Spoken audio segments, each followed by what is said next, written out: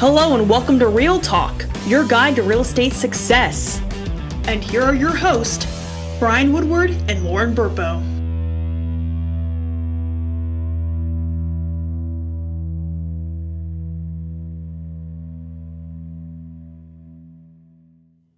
Hey everybody, welcome to episode 3 of Real Talk, Real Estate Talk.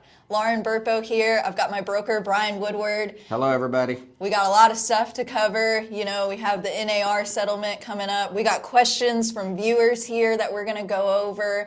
I'm going to ask Brian, you know, he's got about 30 years of real estate experience, really top notch to listen to. But before we get into the questions, do you mind just kind of telling us what happened? What even is it? Yeah, well, I know, we've heard this, man, for I don't even know how many years now that they've been talking about this NAR lawsuit, which basically stems from being, it started from sellers basically saying they didn't know they were paying a buyer's agent. So that's what kind of started, and then it ended up being, what do you call that? Several people involved, the multi-person law or class action lawsuits, the word I'm looking for. So basically, how to sum it up, I actually have a article here from Housing Wire, which I really trust their publication. But basically, it says NAR has agreed to pay $418 million in damages to settle the real estate commission lawsuits. The trade group also has agreed to abolish the participation rule that required sell-side agents to make an offer of compensation to buyer brokers. So basically what it comes down to is the lawsuit says we weren't letting the sellers know another agent was getting paid. Which, right. Whatever, I mean, I know I've listed houses for many years and I always explained, yes, I'm receiving this much amount, but I'm paying this much to the buyer's agent. But so I don't know how all this went down. It really doesn't matter at this point because it's done. We're after the fact. Yeah. So basically, they required sell-side agents to make an offer of compensation to buyer brokers. So which it did. There was a rule in the MLS that said you have to put something, in the MLS where you had, you really didn't have the listing agent commission, but you had. The selling agent, there's a spot there for commission. I mean, you had to put something in there. So they would know. Whether it was $1 or whatever, you had to put something in there. So that's going away. Yeah, that will be going away. So, and basically, basically it says, taken together, the settlement and multiple rule changes will reshape how millions of sellers and buyers transact and how their representatives get paid.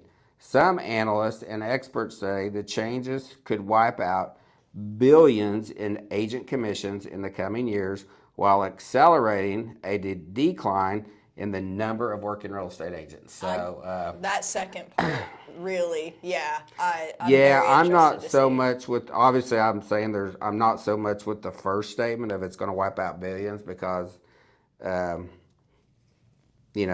an agent, as a broker. I don't even like to hear talk of that, being negative like that or in any way. But I don't think it will wipe out billions in commissions. But I do think if realtors don't get, like I said, we've been talking about this for a while because we knew something was coming. We didn't know what, but we wanted to kind of be prepared either way. But I'm sure there's a lot of agents out there who know. Heck, there might be some agents out there that still don't even know about it. That don't even know about it, yeah. Mm-hmm. I think what's so important to know about the real estate industry is that you have to be adaptable.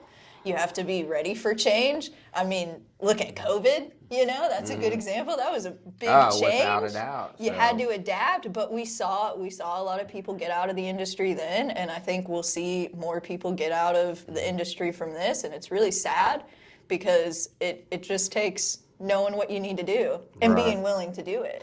Well, and then if you go back to like 2008, 2008 when we had the housing crisis, basically, we did all have to adjust and move and do some things different. So, but Oklahoma's always seen, as far as the industry goes and home sales and values, Oklahoma's always stayed kind of sheltered from all that.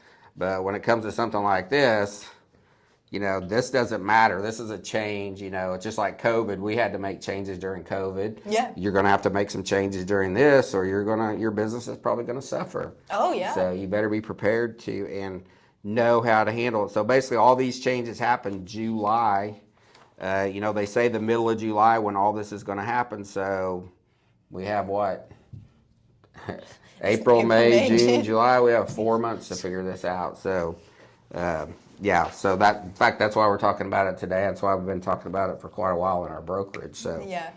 So just to explain to what they kind of said how things are going to, kind of what it's going to what it's going to mandate that we have to do. So it basically says MLS participants working with buyers must now enter into a written buyer brokerage agreement.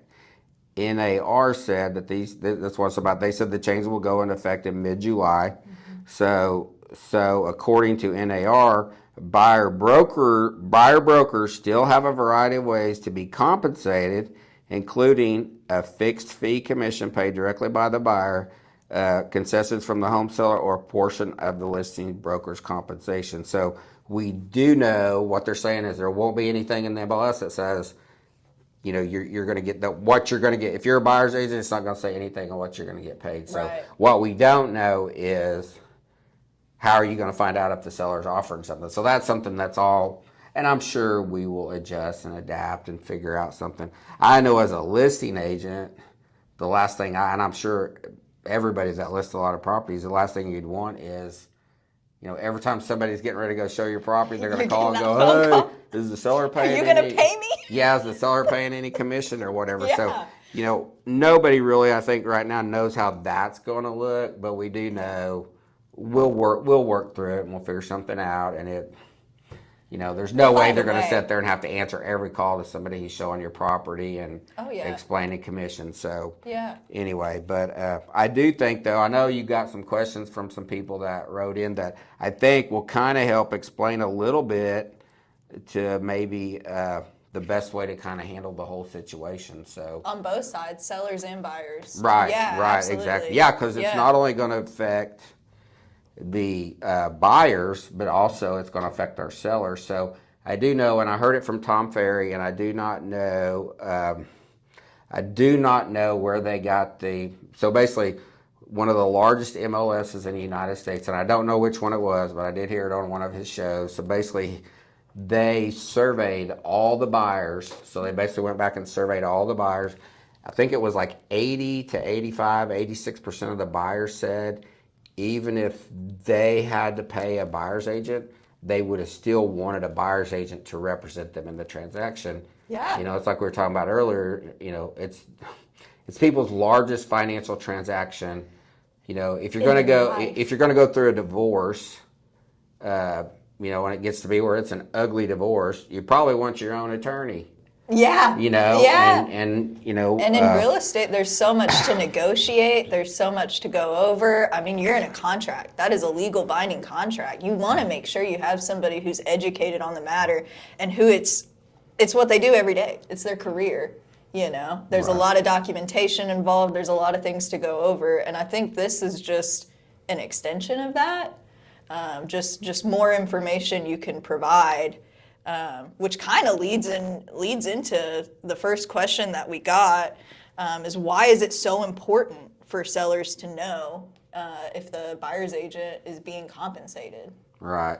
Well, I think all this is going to do is just make everybody be more professional. Like this is probably something that should have been around forever. Yeah, I know we've talked about that and a lot. although we know, I felt like I was really disclosing to the sellers how it happened, but maybe it really wasn't disclosed. It probably wasn't disclosed. We have to offer something in the MLS to the buyer's agent. We were just explaining how it happened. So, but the main effect to the sellers is going to be, especially if it's not explained right to them or correctly to them. So if a seller's hearing this and the first thing they're thinking is, oh, I don't have to pay. Okay, I don't want to pay a buyer's agent then. I don't have to. I don't want to. I'm not participating in that. I'll just pay you to sell my house. I don't want to pay a buyer's agent. Well, the biggest problem with that is, and we'll see how this all shifts and as it moves along, but right now, today, if you were to say that, almost 90% of the people who buy a home have a buyer's agent, or they have an agent that represents them. Yeah. So if you're a seller and you're talking to your seller, you know, I mean, in our brokerage, I know we're going to work really hard to explain to the sellers, like, listen, we want to offer the buyer's agent a commission, and the reason we do is they all have the buyers. So, Yeah.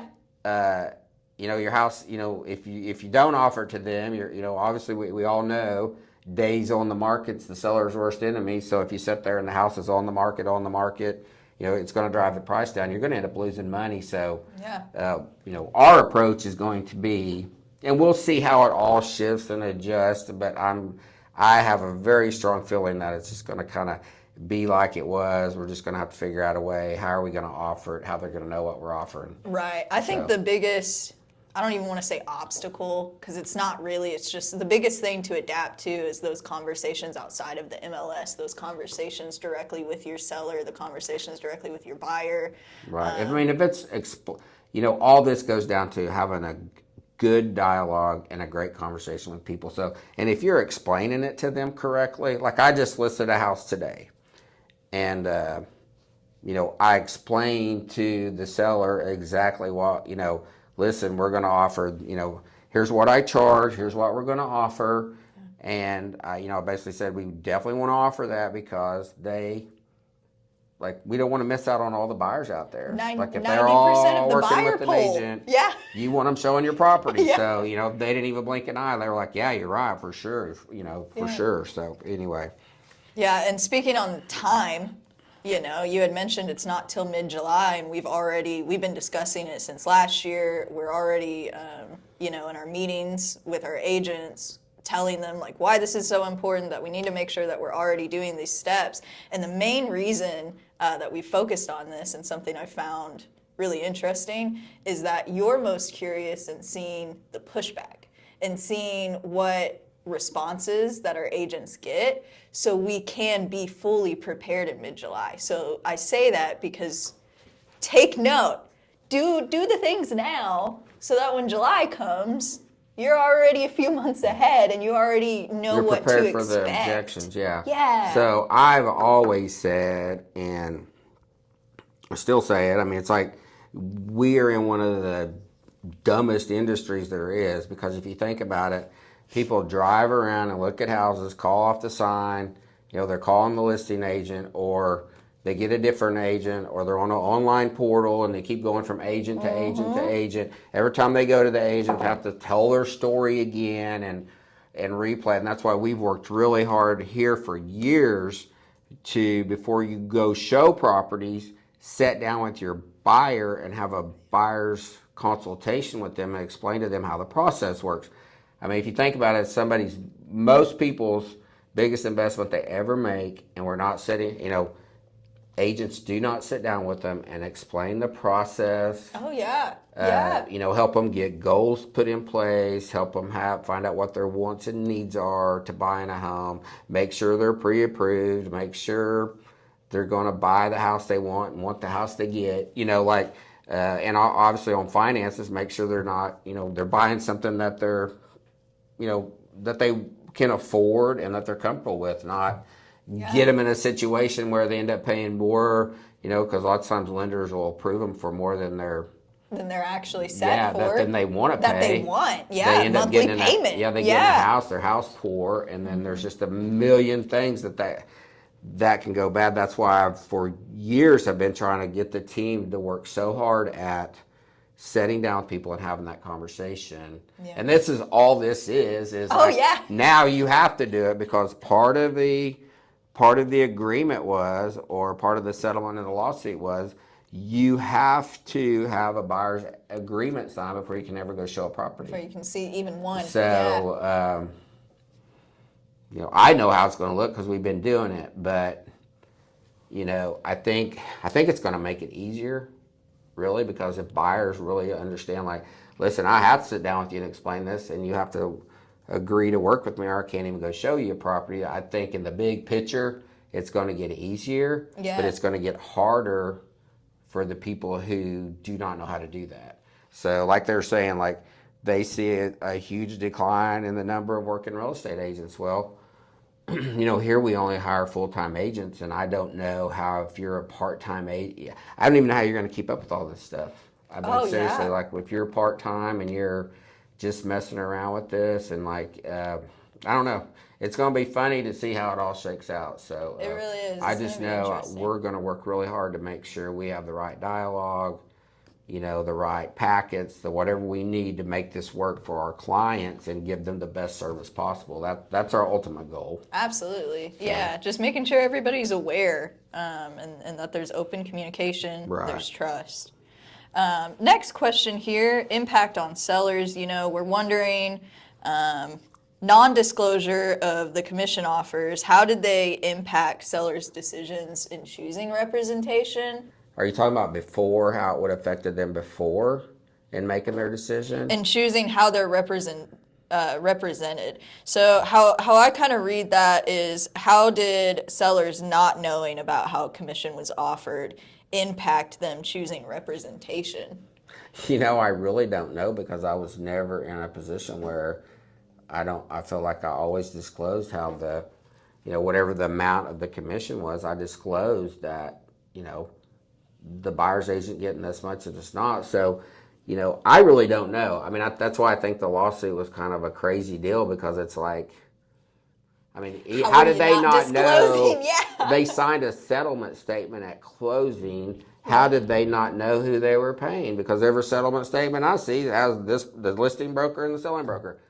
So how did they not know? This is what the whole thing's kind of crazy to me, because how did they not know that? They literally signed a settlement agreement that said, he's got this much money, he got this much money that came out of your proceeds or whatever.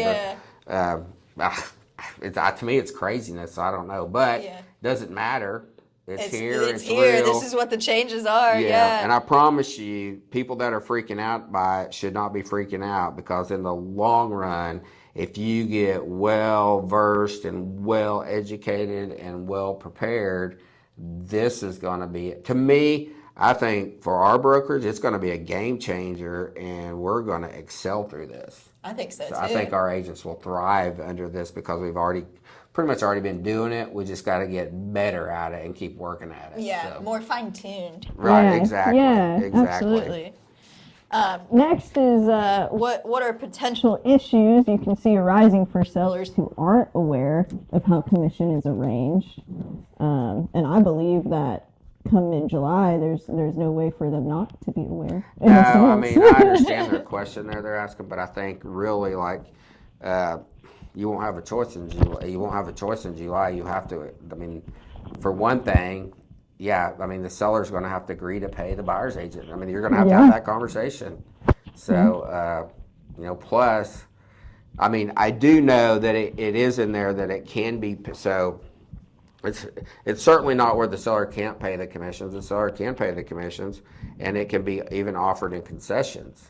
Right. So nothing's really changing. It's not going to be in the MLS. So how does that look? Nobody knows. So we'll just find out what happens, because I don't know how that's going to look, Right. My fear is like, oh my gosh, every time somebody shows a house, I got to take another phone call and explain how the commission is. what my seller agreed to pay, or what they won't pay, or whatever. So, I think my biggest fear would be people don't understand how many agents out there, how many buyers have an agent, and so they try to go that route, and the seller doesn't understand the whole, dynamics how of it, works, and they don't want to pay a commission. Then I think they're going to realize, like, if they're not going to pay a commission, the agents are going to bring their buyers. Yeah, your house They're going to go to a place that will. But also, one thing, so we don't forget about it. So one thing that's really going to be important too is, because there's, I just said that, but there's also going to be some of those sellers who don't pay. Mm-hmm. So if you're in a buyer's agent, you have a buyer agency signed, and let's say your client loves this property. You show them this house and they just absolutely love it, and a commission's not being paid from the seller. How are you going to get paid? Yeah. So, I mean, I think that conversation needs to happen with your buyer before you go to start looking at homes. Exactly. That's why the consultation is going to be so important, and that's why I kind of mentioned earlier where when they in that large MLS where they surveyed all the people and they said, hey, I would have been glad to pay my buyer's agent, to have somebody represent me. The thing is, are you going to be good enough to sit down with your buyer and explain to them why you deserve to get paid? What value do you bring to the table? Oh yeah. That's what it's going to come down to. Yeah. If I'm hiring Lauren to help me find a property, what is she doing to earn her money? Yeah. Like, why wouldn't I go directly to the listing agent? And use them What are you instead. going to do for me? Why is it important to have separate representation from the listing agent? Absolutely. To me, that's going to be the dynamics of this whole thing. Can you sit down and explain to a buyer the value you bring to them to help them through this process? So, and it's like I said earlier, like if you were getting a divorce and it was an ugly deal, you would probably want to have your own attorney protecting you. And I think most people do understand, like, the listing agent works for the seller. I want somebody who's going to protect my interest. Yeah. Well, and you would think, most people would understand, but that goes back to that transparency. Just have that conversation. Well, and then that's why we've we've really been working hard on our packets. And then, there's the buyer's agency agreement. And then sometimes I'm wondering how many brokers have even seen, the buyer brokerage service agreement. How many people even know what it looks like in Oklahoma. So, but you better know how to get that filled out. And then, this isn't a training on over how to fill out a buyer broker service agreement, but it's basically, there's A, B, C, and D on compensation to the broker. So you better know how to fill those out, and you better know how to, what's it going to come down to when you have to ask your buyer to pay, they love the house, the seller is not offering a commission, have you talked to them about how you're going to get paid? You better be having that conversation. And I think some people are going to, that's for one reason when they talk about lots of people going to get out of the industry. I think that's why. I don't think they're going to be skilled enough or learn how to be skilled and educated enough to have a conversation. Or what is it that they do bring to the table that provides value? Yeah. Or do they? Do they even, Yeah, do they bring any value? So that's what, and that's why we work, we obviously have our buyer packets we work with, and we've even revamped these since we knew this is coming and everything, but we even just this past week revamped it to make it, to show more of the value that we bring. Yeah. Because, it's going to be harder to, you're going to have to show them. So we just want to make sure we're prepared. Yeah, and that happens, in that first consultation. It's just so important. It's so important to sit down and talk, and especially now, because now you need them to sign something before You even go out. Yeah, one thing else we haven't, I know we've got to wrap it up here, but one thing, we even talked about a few months ago is, if you go to an attorney, to hire an attorney, they're going to charge you a retainer fee. Yeah. So we actually, in our brokers, we challenge some of the realtors, like, hey, why are you any different than that, whatever. So we actually had a realtor who charged a retainer fee to a buyer. The buyer didn't blink an eye about paying it. It comes down to the conversation that you're having and the value you're bringing to the table. So apparently that buyer thought he brought a lot of value, so they didn't have a problem writing him a retainer fee. Now, all was applied towards their closing costs. Right. But, same thing, it could have been applied towards your commission if none was offered. Yeah. So, Which we might even see that, interestingly. At our top producer panel, remember one of the ladies was saying, like, she has this conversation with people, and when they say, basically she just tells them, like, if the seller isn't offering what we agreed upon you were going to pay me in the buyer's agreement, then we'll add it to the settlement statement. Which basically means they're going to pay for it. They're going to pay for closing. We're going to see how all this shakes out. It's going to come down to who gets really good at talking to people, who gets really good at showing value. Yeah. That's going to be That's really what it boils down to. Yep, yeah, for sure. Yeah, and having those good conversations, like you said. Lastly, what do you think the big takeaway should be? The biggest takeaway definitely has to be, and to me, this is great for our industry. Like, this is a really good thing for our industry, because it is going to be transparency, and you're going to have to be, totally, it's not going to be grabbing a buyer just go showing them a house and know you're going to get paid. Yeah. You know, Yeah. and the buyer, whatever the buyer feels about you or whatever, I mean, you're getting paid. You know, like, I mean, there's like, you're going to have to be super transparent with your buyer and show them the value you bring. And then on the other hand, I mean, it's really going to be all about that. The big takeaway is going to be we're going to have to be really open and transparent with everybody, even our sellers, to prove to them, you know, like, here's why, you know, you're going to have to really work on them to be able to get them to offer a commission to the buyer's agent, because we know how many they have in that buyer pool. Yeah. And then the agents really get at a conversation with the buyer to show their value. That's the biggest takeaway, is you better really get having conversations and the right dialogue. And being prepared for that. And showing them the value you bring in, and, you know, being with the brokers that helps you bring value. Yeah. And I think it would be good to mention some of the stuff that's in here, you know. So we have our buyer's packet. My favorite part is there's a page that goes over the agent's role and the buyer's role. And I mean, that just kind of spells it out, you know? Right, for sure. letting them know what you're going to do and what's Expected of them. Right.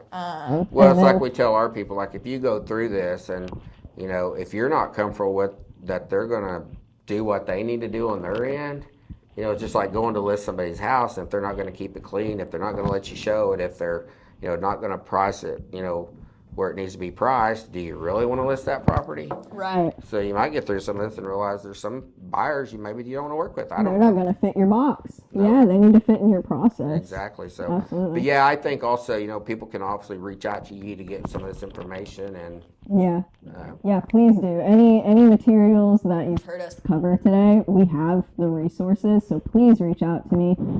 You can find my direct line is 405-659-4058. I'll also put my email in the description so you all can find it there.